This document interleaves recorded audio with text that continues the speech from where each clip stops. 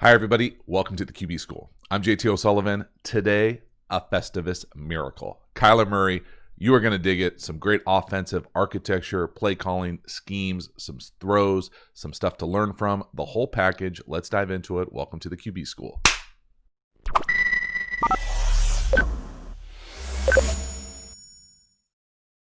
So the first play here, Kyler Murray, run a little zone read.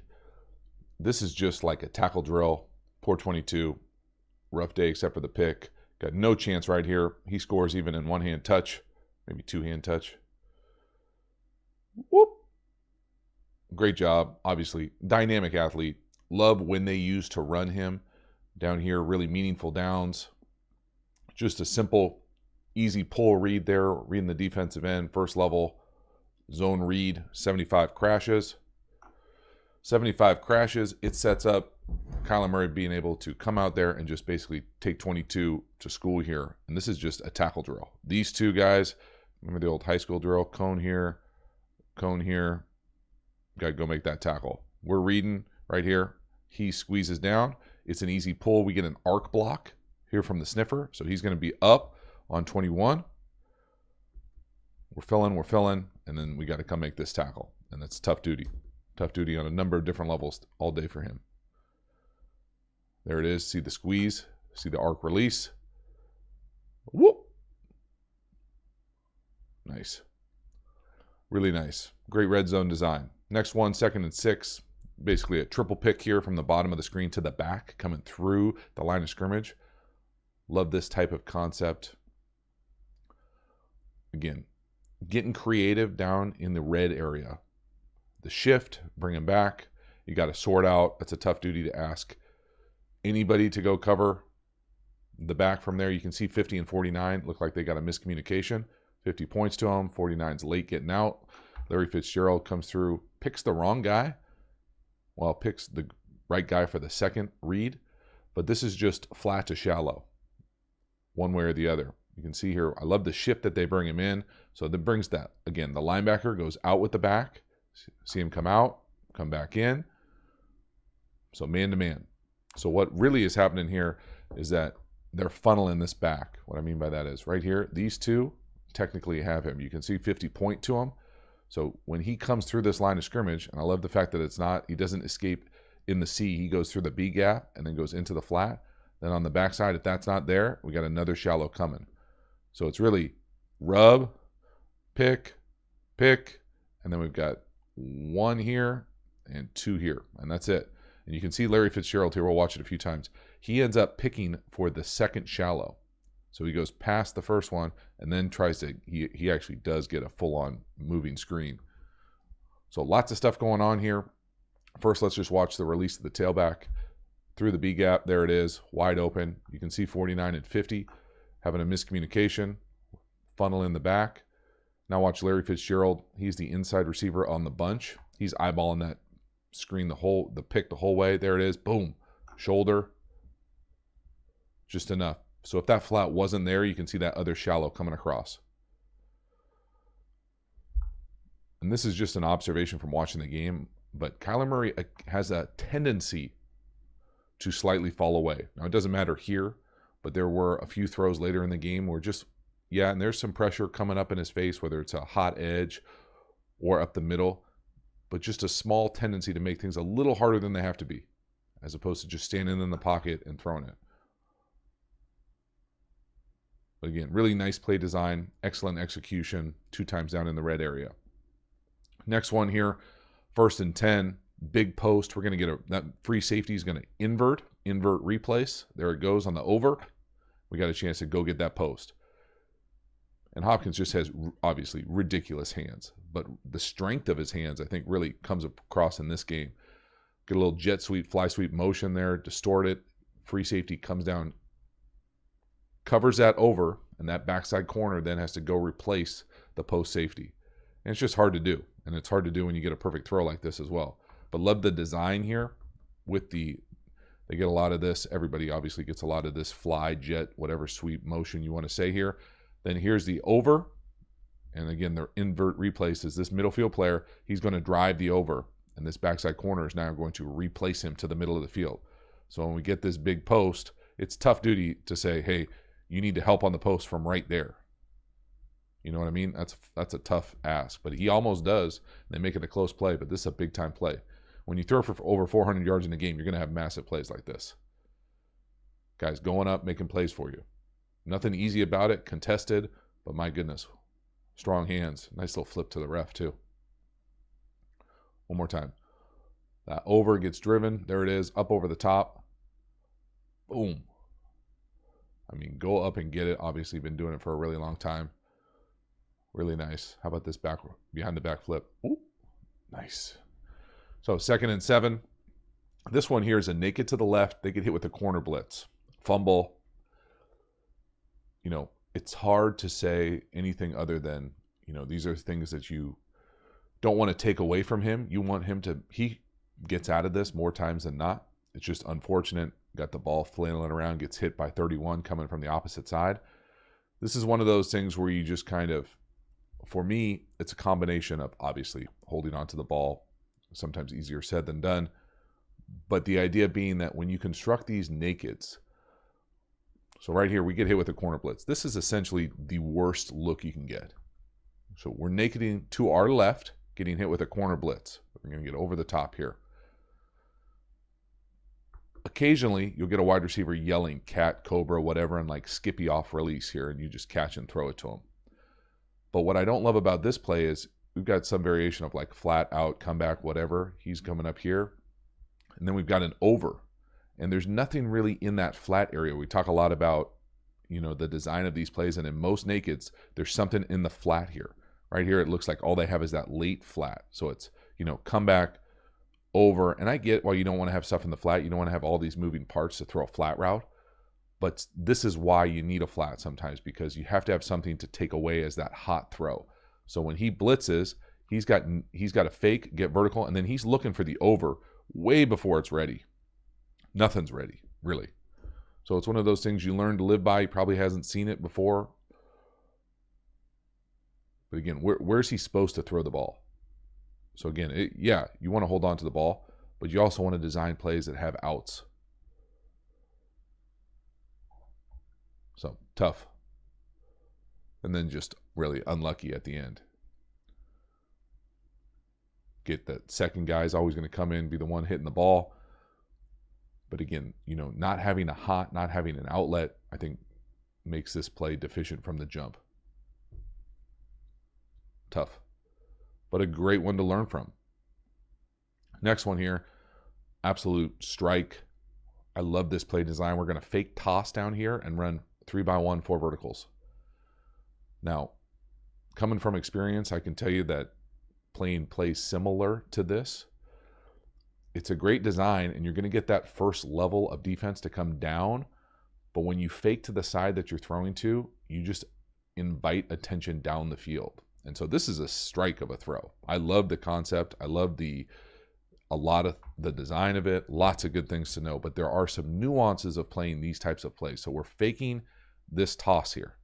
Now, oftentimes you'll see it, you know, like fake bash, fake jet sweep, whatever it is. You're faking something this way, but you're also throwing a variation of 4 verticals here. It's probably not a great drawing here. So 4 verticals, some variation of it. What will normally happen when you fake anything like this is you will distort this first level, second level of defense. First level being the defensive line, second level being the linebacker types. They will come down, and you will have these pockets of windows to throw. But what it also does is, because you're faking this way, you're going to get this movement and you're going to get this movement, right? Because you're going towards it. You're going towards it. So yes, the second level will be down, but the third level will also be down. So you have to be really willing to throw these deep balls outside, especially if this corner is trying to play 2. So if he's trying to play 2 on this seam and this outside go, and he can collision this, now he's going to collision it for a tackle, but if he can collision it for an incompletion, then you got to be willing to throw the outside ball. Doesn't take anything away from the strike, the throw, just knowing where the bones are buried on these types of plays. You can see that seam opens up, and it's a great throw. Where are we at? The 33? Anytime you push in 20 plus yards, you're looking for a collision on a seam. And then just that, you can see here, if you were to pump that seam and throw that outside go, you might have a shot. He's probably playing both. And you just have to know you're going to get big bodied up there and take a collision. Does a nice job playing two. Not nice enough for, it's still a 20 plus yard completion. But I love the design of this. I just love the idea here. You can see what it does when they shift the back over. Look what it does to the safeties. They rocker the who's going down. So now 22's in the middle of the field. I want to attack 22 as much as possible. Boom. Great job. If anything, I would say, you potentially could shuffle, and throw, as opposed to shuffle, and drop. This ends up being like a 7-step drop from gun, and you're just a touch late. But man, I love the design of it. Love the creativity. Lots of good stuff. So, halftime, you dig the channel and you haven't already, please subscribe, hit the bell, get the notifications, let you know when we go live, when we put out new content. I appreciate the support for the channel. Then, a small but significant Festivus miracle today. If you air your grievances in the comments, today meaning December 23rd, 2020, if you air your grievances in the comments, I will leave a coupon code that is valid for 23% off all quarterback school courses. Air your grievances, save up, and enjoy Festivus. Let's keep this video going. This is a touchdown to Larry Fitzgerald. Again, the little scissors up top by the 2 and the 3. The corner has his back turned, never looks. This isn't even technically what I would consider a good throw. This is just a good decision to throw when the defender's back is turned. He's only covering the width of his shoulders. Outside the pocket, creative. That looked like a serious hold at the left tackle there.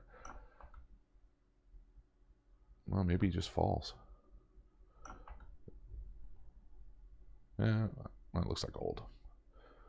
But again, for me, the defender having his back turned right there, 31. Again, normally you'd want that high back five we talk about all the time on this channel. That hits Larry Fitzgerald in the chest.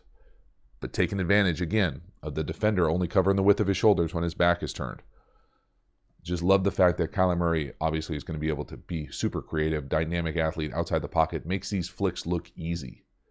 So again, the concept here is just the 3 and the 2 and the 3 running scissors with a shallow up top. Again, to me, this is a bit of amateur hour as far as when this guy's on the line of scrimmage, you almost know he's going to go first and deep. So we go here. We go here is where the touchdown is. And again, 31 is just running with him, but not looking at the ball. And so he's open. Let it rip. Kyler does a nice job being able to see it. Let it go. They pass it off, but they're out of position.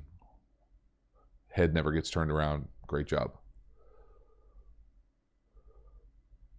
Again, he's just taking advantage of his vision, his ability, just these nice little easy flicks. Just it just looks like a shortstop taking a hit away up the middle.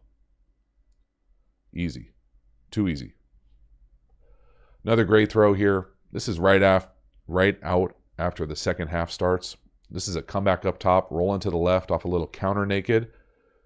And love how he gets downhill. This isn't wide receiver school, but I'd love to see Hopkins come down back towards the ball here. But off this counter action, see the guard go. Little nuanced things as far as what I'd like to see him do better ball handling wise is just that offhand. See that right hand? You can see it doesn't have the ball in it. It's not on his gut right there. But then he does a great job getting out and getting downhill. You can see him work. Check him work his eyes here. Over, come back. Again, nobody in the flat though. If they were to get hit with that same corner cat, they'd be in the same trouble. It's a great catch. One more time. There's nothing easy about this. Going to your left, throwing a comeback to the field. Nice design here. Get the big dog, I think, in the backfield too. Big time.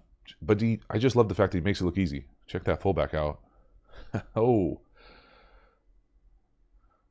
Just easy downhill. Great job. Boop. Such an easy flick. Then we got the pick in the red zone here.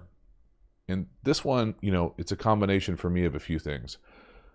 First, the route down here to the bottom of the screen, this little, like, it's almost a nod post. When I first watched it, I thought it might be a choice route, but I think it's just a double move post, like he's faking the out and getting into the post. If that's the case, I think the ball just needs to be ripped on time. But for whatever reason, they're not on the same page. It's late. Bad things happen when you're late down the middle of the field. You can see him double clutch this thing. And then even if it weren't to get tipped, and I'm assuming it gets tipped here, you can't really tell. Or I can't tell, it just looks like it flutters at the end. I can't tell if it gets tipped there or not, but it looks like it flutters right there. Even if it doesn't get hit here, I'm not sure it's a completion. I'm not sure if it's not an interception regardless. But the timing of his footwork, when he lets this thing go, pulls the trigger, 1, 2, 3, hitch, just that little almost extra triple pad. Bad things happen down there. You can tell he's disappointed in himself. But could he let this go on time down here on this little like nod post? If he took like a big 3 and ripped it? Probably. You know, middle field closed, man here, right? 1, 2, 3. You know, they do a lot of 5-step gun stuff, you know, and besides for like Patrick Mahomes, I can't think of other guys that do that much 5-step gun. But if he just were to take 1, 2, 3, 4, 5 and throw it right there on the bottom of the A, you know, that'd be nice. Boom. You know, you just want to continue to see the anticipation develop and continue to emerge, especially down here in the red area. So much anticipation can make you look like, you know, can really set your game off to the next level. But again, 1, 2, 3, 4, 5, just late, bad things happen, patting the ball, tip balls down the middle of the field, just a bummer on so many different levels. Then the last one here, little back shoulder fade to Hopkins down here at the bottom of the screen. Middle field closed, man. 3rd and short. They just don't believe you're going to do this. Run a field, run a fade, 3rd and short. Great throw, absolute strike on his face. My goodness, beautiful, strong hands, and that's a big time catch. That's a big time call. It's a great throw. It's a huge catch. Looks like he even signals it a little bit over there. I love the fact that he gets it out on time. Shuffle up. And then the ball location is just a thing of beauty. You can see the hand strength there. I mean, he catches that pure hands all the way across. Again, we're shifting the back. What does that do? What is this? Just this little subtle shift to the back here. Watch this subtle shift to the back. Look, the linebacker's talking. You take him. So you know it's man. Middle field closed, man. 1, 2, 3, up, no heel click, strike. Check the ball location right there. The DB, not looking at the ball. Covering the width of his shoulders, ball location up, face, right on his helmet actually, and just ridiculous hands. Really good on so many different levels. Fun to see those guys taking their game to the next level. Again, I love the timing of this, the aggressiveness of the call, but then this catch at the end. I mean, right up on his face, literally on his helmet. But then look at his strong hands. I mean, he's holding it the whole time with one hand. I mean, that's ridiculous. So good. Good stuff. So that's a wrap. Kyler Murray, Arizona Cardinals, Cliff Kingsbury and company.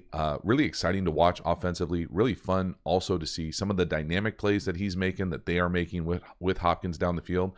And then some potential, the ceiling being raised. There being even more space to get better and better with some of these decisions, throws, being able to see certain things that you might not have seen before. Lots of stuff to be excited about. If you're an Arizona Cardinals fan, thank you so much for hanging to the end. I will see you next time. Have a good one.